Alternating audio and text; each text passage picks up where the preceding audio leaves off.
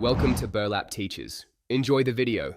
In this video, I will explain how to use peppermint oil for spiders. First, you'll need to create your repellent solution.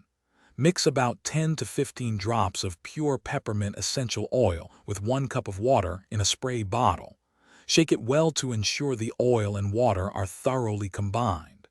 This simple mixture is your key to deterring spiders naturally. Now that your solution is ready, focus on where spiders typically enter or reside. Spray the mixture generously around all window frames and door thresholds. Don't forget to target any small cracks or crevices in your walls and floors.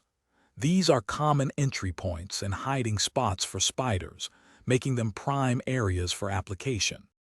For immediate action, you can spray the solution directly onto any visible spiders you encounter. This will deter them quickly.